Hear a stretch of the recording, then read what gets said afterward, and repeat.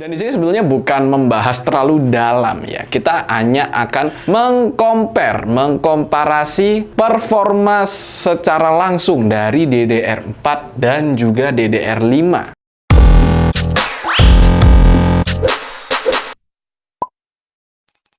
Hai, welcome back to One IT Solution. Bersama saya Bayu, dan di kesempatan kali ini kita bakalan nge-review sebuah RAM. Barang yang belum pernah kita review nih ya. RAM adalah hal yang sangat jarang dan bahkan belum ada ya di channel kita nih ya. Bukan di tempat lain, di channel kita kayaknya masih belum pernah membahas RAM.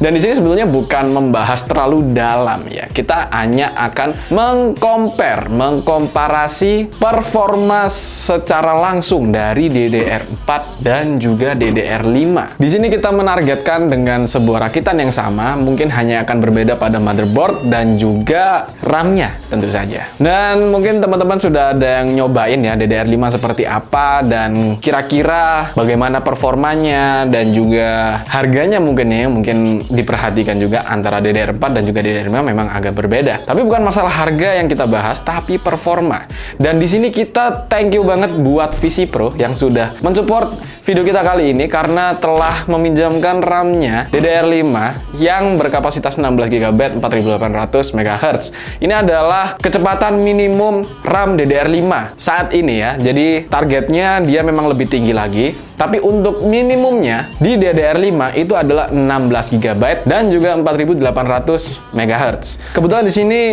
kita menggunakan yang single channel. Jadi cuma ada satu keping untuk 16GB-nya. Karena ada satu keping, kita akan coba bandingkan dengan satu keping juga 16GB DDR4 yang pastinya kecepatannya berbeda dan juga mereknya mungkin berbeda. Kita nggak akan mengcompare dari mereknya ya. Kita coba abaikan dari mereknya tapi lebih ke DDR4 dan DDR5-nya ya. Ini disclaimer dulu supaya nggak ada kesalahpahaman mengenai saya terlalu menonjolkan produk ini, enggak. Tapi kita lebih ke menonjolkan bagaimana performanya dari DDR4 dan juga DDR5. Nah, sebelum itu mungkin kita akan coba perkenalkan spesifikasi yang akan kita gunakan di kesempatan kali ini. Nah, untuk prosesor kita pakai i5 12400F ya, generasi ke-12. Dan yang pastinya di sini kita juga pakai Windows 11, Windows seri terbaru yang masih hangat-hangatnya. Mungkin ada banyak kontroversi ya mengenai Windows 11 ini, tapi kita coba abaikan itu karena di generasi ke-12 ini memang sangat support atau sangat compatible-nya itu adalah di Windows 11. Tapi bukan berarti di Windows 10 itu nggak bisa dipakai ya. Jadi Windows 10 itu masih bisa dipakai di generasi ke-12. Hanya saja lebih compatible itu jika digunakan di Windows 11. Kemudian untuk motherboardnya di sini ada dua motherboard, dan yang pertama ini adalah yang DDR4. Di sini kita pakai motherboardnya Asus Prime Z690P24.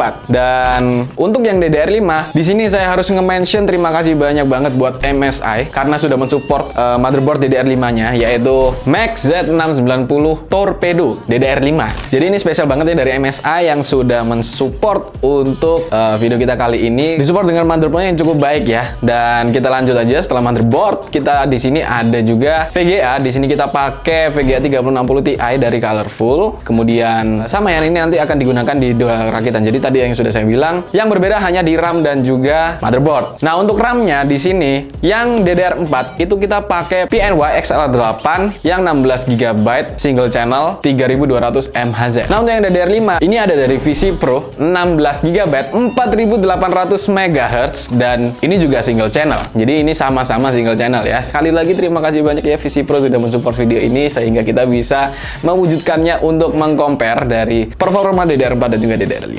Oke, untuk penyimpanannya di sini kita pakai SSD dari Colorful yang 120GB. Kemudian untuk power supply-nya di sini kita pakai Gigabit P750GM 80 plus Gold. Nah, untuk review kita kali ini di sini kita nggak pakai casing ya. Jadi ini langsung aja dari motherboard-nya dan kita akan langsung masuk ya untuk mengcompare kira-kira bagaimana performanya. Di sini mungkin untuk performa tesnya ada sedikit ya kendala ya. Jadi ceritanya nih ya, tadi itu sudah siap semua video videonya untuk kita compare. Nah, ternyata pada dua recordan kita, dua game kita, itu terjadi korup. Yang mana kebetulan barangnya ini sudah kembali ya, jadi kita nggak bisa ngerakit lagi. Dan ternyata ada masalah ya di kopinya. Saya juga kurang paham karena untuk video yang lain itu nggak masalah, tapi di dua game ini itu ada masalah. Jadi ini ada di Forza Horizon 5 dan juga Horizon Zero Dawn. Tapi untuk sneak peek aja memang ada gap ya, memang ada gap. Tapi di sini kita masih ada game sih. Untungnya masih ada satu game yaitu Shadow of Tomb Raider yang bisa kita bandingkan. Tapi sebelum masuk ke sana kita akan coba bandingkan dulu performa di renderingnya. Dan di sini kita langsung masuk aja di Cinebench R23. Untuk Cinebench R23 ini kita lakukan dua pengujian, multicore dan juga single core. Kita mulai dari yang DDR4. Skor dari multicore-nya itu ada di angka 12.093. Kemudian untuk single core-nya itu ada di angka 1.604. Nah, kemudian untuk DDR5 di sini kita bisa dapat 12.188 untuk multicore-nya, kemudian 1.639 untuk single core-nya. Nah, kita lanjut untuk pengujian berikutnya yaitu pada Geekbench 5. Pada Geekbench 5 ini kita lakukan pengujian dan langsung aja keluar hasilnya bahwa di DDR4 itu kita bisa dapat single core-nya 1.589. Kemudian untuk multicore-nya itu ada di 7.170. Lanjut pada performa DDR5, di sini kita bisa dapat skor 1.646 untuk single core-nya dan 8.190 untuk multicore-nya. Dan setelah kita melakukan dua pengujian itu, kita langsung masuk ke game yang seharusnya ada Forza dan juga Horizon Zero Dawn, tapi karena korup jadi sorry banget kita cuma bisa nunjukin satu game, yaitu adalah Shadow of Tomb Raider. Di game Shadow of Tomb Raider ini kita pakai resolusi 1080, kemudian untuk presetnya ada di highest atau ultranya dari Shadow of Tomb Raider. Kemudian kita langsung masuk aja ke run benchmark dan bisa dilihat untuk hasilnya ternyata ada perbedaan yang cukup signifikan ya. Di DDR4 itu kita bisa mendapatkan 114 poin, sedangkan pada DDR5 kita bisa mendapatkan 134 poin ya. Jadi ini sebuah pembanding yang cukup jauh untuk FPS. Mungkin nggak terlalu jauh, tapi ada perbedaan ya. Sekitar hampir 20-an FPS. Dan kalau misalkan saya bicara untuk performa dari Forza dan juga Horizon yang mungkin nggak bisa saya tunjukkan, saya hanya bisa mengira-ngira ya. Untuk Horizon itu kurang lebih hampir sama, yaitu di 75 FPS di kedua game ini. Atau kalau nggak salah itu ada di hampir 80-an ya untuk yang DDR5. Ada sedikit berbeda kalau nggak salah ya. Nah, untuk yang Forza Horizon, kalau yang di DDR4 itu ada di sekitar 84 poin kalau nggak salah ya. Oh, sebentar, aku mau cek. Kalau misalkan ada yang lihat di Instagramnya 190 atau di Instagram pribadi saya itu kalau nggak salah saya lagi nge-story waktu lagi ngetes Forza Horizon ya. Cobalah sebentar ya. Nah, ketemu, ada. Masih ingat ya kalau di Forza Horizon 5 yang DDR4 itu ada di angka 84 FPS. Nah, kalau yang di Forza Horizon di DDR5 itu ada di 102 FPS. Kalau nggak percaya coba aja di story. Oh, nggak usah, ini ada aja ya videonya, ditunjukin aja ya. Ini coba editornya mungkin bisa masuk. Oke, jadi ini lagi proses review ya. Ini lagi record untuk benchmark. Ini lagi game Forza Horizon 5. Dan nanti tungguin aja hari Sabtu insya Allah bakal upload jam 4 sore di 190 Solution, oke?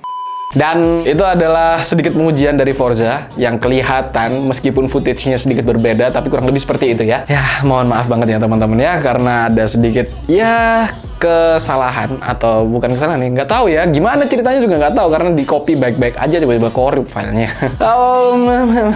Oke, sekarang kita masuk ke kesimpulannya ya, dimana performa dari DDR4 dan juga DDR5 terlihat jelas ada perbedaan. Hanya saja untuk perbedaannya ini mungkin nggak terlalu jauh ya. Seperti contoh mungkin tadi pada game mungkin kerasa ya di Shadow of Tomb Raider ada perbedaan FPS-nya kurang lebih hampir 20-an FPS. Termasuk yang Forza Horizon tadi itu hampir 20, lebih tepatnya 18 FPS perbedaannya. Dan juga untuk poin-poin dari Cinebench dan juga Geekbench, di situ sudah terlihat jelas ada perbedaan, tapi nggak yang terlalu jauh banget. Tidak melebihi dari 1000 skor ya untuk poinnya. Sehingga bisa kita bilang di sini performanya itu tipis-tipis mirip. Hanya saja, DDR5 ini masih berjalan terus ya. Bukan berarti DDR4 mati, tapi DDR5 ini masih berjalan terus hingga nanti ada pengembangan-pengembangan baru sehingga akan ada saatnya kalian mengatakan, oke, DDR5 ini sudah worth it ya. Untuk sekarang mungkin agak sedikit mikir-mikir buat teman-teman, tapi apakah kalau saya bilang apakah DDR5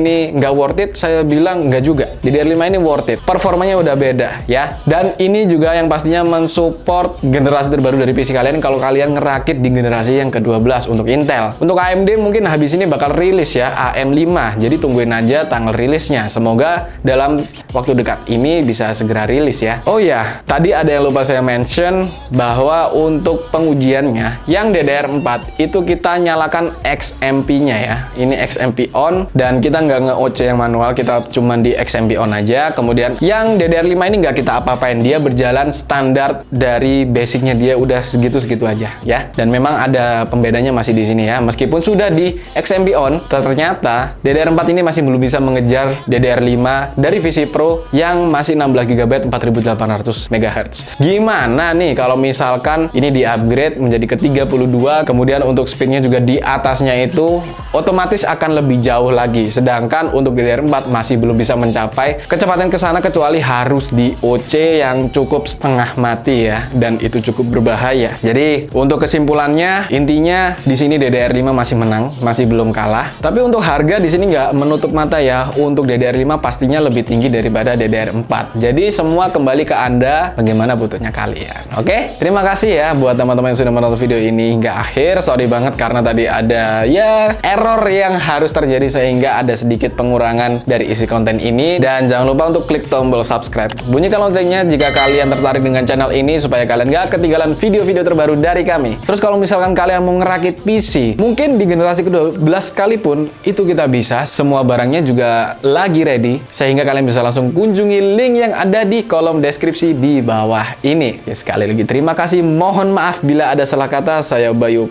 pamit undur diri, and peace out.